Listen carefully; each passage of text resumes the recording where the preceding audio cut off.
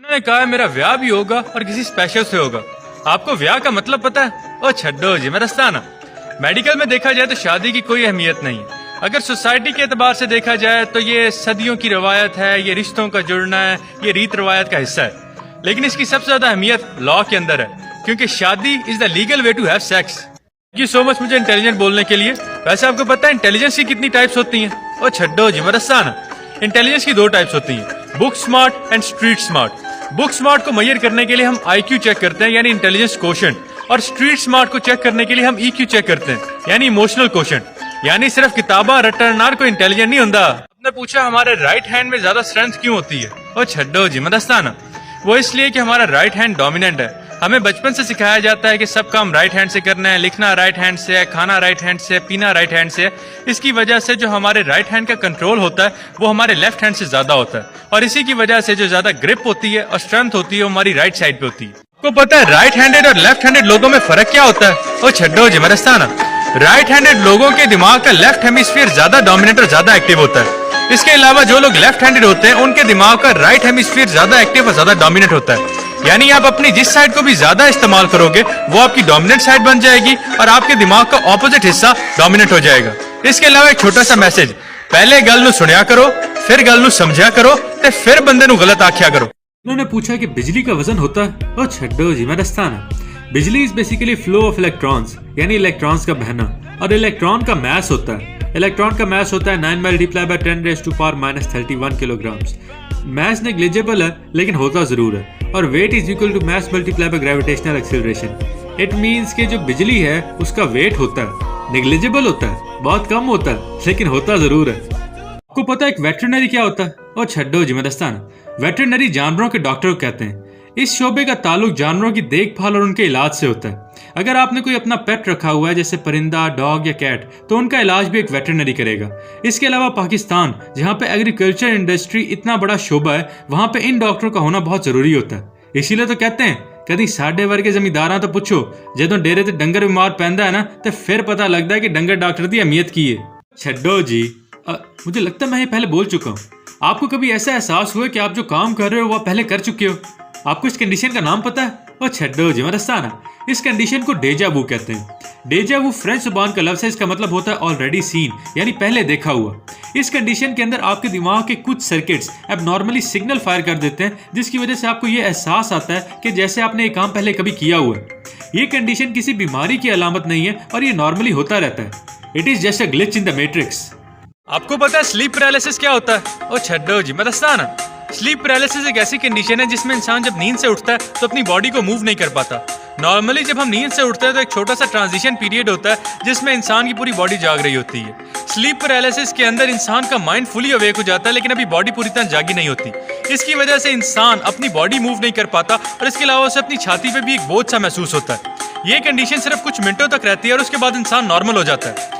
ये कंडीशन आमतौर पे उन केसेस में होती है जब इंसान बहुत ज्यादा थका हुआ हो और फिर सोए, या उन लोगों में जो अपनी नींद पूरी नहीं करते जिनमें स्लीप डेप्रिवेशन हो, और जब वो सोते हैं तो उसके बाद उनमें स्लीप पैरालिसिस होने के चांसेस होते हैं। इसके अलावा नार्कोलेप्सी के अंदर भी स्लीप पैरालिसिस के चांसेस होते हैं। आम जुबान में लोग इसे परी का आना समझते हैं और पीर फकीरों के पीछे भागना शुरू कर देते हैं। इसीलिए तो कहते हैं बजाय पीरा फकीरा तो तवीद करवान दे, किसी डॉक्टर को लो इलाज करवाओ। अगर आप कोई नई स्किल सीखना चाहते हो जैसे ग्राफिक डिजाइनिंग या मार्केटिंग, या कोई नई जुबान सीखना चाहते हो जैसे पर्शियन लैंग्वेज, तो आप कैसे सीखोगे? तो छड्डो जी मैं दस्ताना। सैयद ऑनलाइन इंस्टीट्यूट की मदद से आप ये स्किल्स घर बैठे सीख सकते हो। सैयद ऑनलाइन इंस्टीट्यूट इस वीकेंड पे एक फ्री डेमो क्लास अरेंज कर रहा है जिसे कोई भी ज्वाइन कर सकता है। इनके रिप्रेजेंटेटिव की आईडी मैं नीचे मेंशन कर रहा हूँ, आप इनसे राब्ता कर सकते हैं और ये फ्री क्लास ज्वाइन कर सकते हैं। और वैसे भी घर बैठ के झाकी मारनी है ना, बेहतर है क्लास ज्वाइन कर लो। आपको पता है आपके नाक से खून क्यों आता है? ओ छड्डो जी मैं दस्ताना। मेडिकल में इसको हम एपिस्टैक्सिस कहते हैं। इस प्रोसेस के अंदर आपके नाक के अंदर एक एरिया होता है, इसे केसलबैक एरिया कहते हैं। यहाँ पे ब्लड वेसल्स का एक गुच्छा होता है। जब भी उनके अंदर से ब्लीडिंग होती है तो आपके नाक से खून आने लग जाता है। इसकी वजूहात के अंदर नाक पे चोट लगना, इसके अलावा गर्मी की वजह से इन वेसल्स की वेजोडायलेशन होना, और इसके अलावा जब आप ज्यादा एक्साइटेड होते हो तो फिर भी नाक से खून आ सकता है। इसीलिए तो कहते हैं पुठियां गल्लां दे बारे चेडा ना सोचा करो। जब हमारी जुबान अचानक हमारे दांतों के दरमियान आ जाती है तो हमें इतनी दर्द क्यों होती? ओ छड्डो जी मैं दस्ताना। जब गलती से आपकी जुबान आपके दांतों के दरमियान आती है तो आपके पेन रिसेप्टर्स एक्टिवेट होते हैं और एक शार्प सा डेंजर सिग्नल आपके माइंड में जाता है, जिसके लिए आपका दिमाग पेशाब रेडी नहीं होता। इसी के साथ साथ एक रिफ्लेक्स एक्शन इनिशिएट होता है जिसकी वजह से आपका जबड़ा खुलता है और आपकी जुबान आजाद हो जाती है। लेकिन जब आप जानबूझ के अपनी जुबान को काट रहे होते हो तो सिग्नल आपकी ब्रेन से आपके मसल को आते हैं और आपके मसल बाइट करना शुरू करते हैं और आपका माइंड भी इस बात के लिए रेडी होता है कि थोड़ी देर बाद मुझे दर्द महसूस होनी है। इसीलिए आप काफी हद तक या तो पेन को इग्नोर कर सकते हो या पेन को सप्रेस कर सकते हो। मेरे तो यकीन नहीं है तो आप करके देख लो।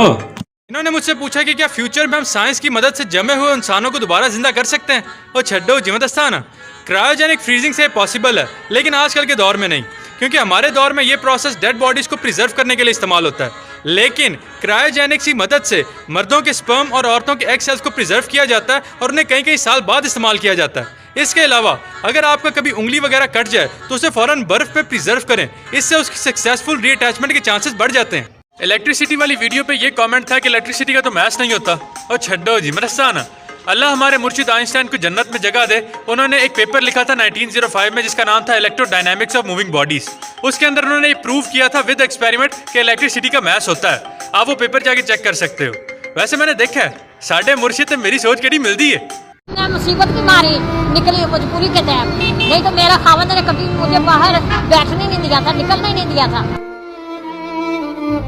क्या करूं, अपना किराए का मकान है, अगले वो कह रहे खाली करो।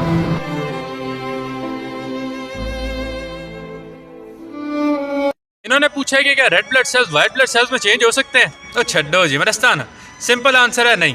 Red blood cells white blood cells में चेंज नहीं हो सकते। इन दोनों का ओरिजिन सेम होता है। ये दोनों आपके बोन मैरो में स्टेम सेल्स से बनते हैं जिसे हेमाटोपोइटिक स्टेम सेल्स कहते हैं। लेकिन एक दफ़ा जब डिफ्रेंसिएशन शुरू हो जाती है तो उसके बाद ये आपस में चेंज नहीं हो सकते। इसीलिए तो कहते हैं हर बंदे नू अपने कम नाल कम रखना चाहिए, दूजिया से तनकीद नहीं करनी चाहिए। इन्होंने कहा है कि मैं क्यूट हूँ इसलिए इनका दिल करता है कि ये मुझे गुदगुदी करें। आपको पता है गुदगुदी क्या होती है?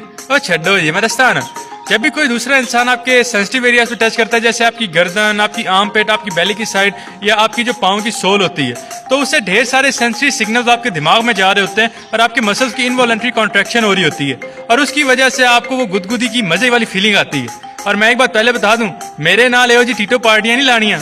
इन्होंने पूछा है कि क्या लॉजिकल इंसान इमोशन फील करता है। और छड्डो जीवनस्ताना, हर नॉर्मल इंसान इमोशन फील करता है क्योंकि इंसानी दिमाग के अंदर लिम्बिक सिस्टम होता है जिसका काम इन इमोशंस को फील करना होता है। सिर्फ साइकोपैथ ऐसे लोग होते हैं जो इमोशन फील नहीं करते। इसके अलावा एक लॉजिकल इंसान अपने इमोशंस को सप्रेस कर सकता है, उन्हें दबा सकता है, क्योंकि आजकल के दौर इमोशन विखाना कमजोरी समझी जाती है ते कमजोर बंदे नूं जमाना जीण नहीं देंदा। My confidence is like bond. Bond? ओ केड़ा बॉन्ड भाई? ओ छड्डो जी मैं रसाना, जेम्स बॉन्ड। इन्होंने पूछा है कि अगर एंटीबॉडी से इलाज हो सकता है तो वैक्सीन की क्या जरूरत है। ओ छड्डो जी मैं रस्ताना, एंटीबॉडी से मरीजों का इलाज किया जा सकता है जैसे कोविड पॉजिटिव पेशेंट, लेकिन ये कोई परमानेंट सोल्यूशन नहीं है क्योंकि एंटीबॉडीज बहुत छोटा अरसा आपके ब्लड में रहती हैं। लेकिन जब आपको वैक्सीन लगती है तो आपका इम्यून सिस्टम एक्टिव होता है और मेमोरी सेल्स बनते हैं जो कई कई सालों तक आपको उस बीमारी के खिलाफ कुव्वत मुदाफियत फराहम करते हैं। यानी एंटीबॉडी सिर्फ वक्ती जुगाड़ है तो वैक्सीन पक्का कम है। लोगों ने मुझे कहा कि मैंने कभी मैथ पे वीडियो नहीं बनाई तो आज बना लेते हैं। आपको पता है परसेंटेज कैसे निकालते हैं? और छड्डो जी मैं रस्ताना, इसका फॉर्मूला होता है given value divided by total value multiply by 100। अब मिसाल के तौर पे मेरे इंस्टाग्राम के ऊपर 6100 फॉलोअर्स हैं, मेरे टिकटॉक के ऊपर 4,95,000 फॉलोअर्स हैं। मैंने अगर ये चेक करना हो कि कितने % टिकटॉक के लोग मुझे इंस्टाग्राम पे सपोर्ट कर रहे हैं तो उसका फॉर्मूला होगा 6100 डिवाइडेड बाय 4,95,000 मल्टीप्लाई बाय 100 और ये ऑलमोस्ट 1% के करीब बनेगा। यानी सिर्फ 1% लोग मुझे इंस्टाग्राम पे सपोर्ट कर रहे हैं। और अगर अभी मैं बोलूँ ना कि मैंने किसी की लीड वीडियो लगाई है इंस्टाग्राम पे तो अद्धी अवाम मुंह चुक के उधर टुट जाना है। आपको पता है हमारे मुल्क का सबसे बड़ा फ्लॉ क्या है? ओ छड्डो जी मरस्ताना, हमारे मुल्क का सबसे बड़ा फ्लॉ यह है कि यहाँ पे कोई इंसान अपनी गलती नहीं मानता। मेरे गांव के अंदर 4 तालाब थे गंदे पानी की निकासी के लिए, लेकिन छोटे तबकों ने इन तालाबों को भर के इसके ऊपर मौजूद जमीन पे कब्जा कर लिया। अब जब भी बारिश आती है तो सारा गंदा पानी हमारी सड़कों पे खड़ा हो जाता है और लोगों की जिंदगी अजाब कर देता है। लेकिन अभी भी कोई इंसान अपनी गलती नहीं मानेगा ते गाला फिर भी हुकूमत में पैणिया ने। मैंने पूछा कि न्यूली मैरिड लोगों के लिए अच्छी जगह कौन सी हो सकती है। और छड्डो जी मैं रस्ताना, पाकिस्तान वैसे ही हमारा बहुत खूबसूरत है। आप नॉर्दर्न एरियाज में जा सकते हो, वहाँ पे नारान का गान, नीलम वैली, चित्राल जा सकते हो। बलोचिस्तान में प्रिंसेस ऑफ होप है। आप सिंध में जाओ तो कराची है, सी व्यू है। जगह तो बहुत खूबसूरत है, पर एक पता दी गल दसना तुहानू, अगर आपका पार्टनर अच्छा है ना तो आप किसी भी जगह को स्पेशल बना सकते हो, आपको कहीं जाने की जरूरत नहीं पड़ेगी।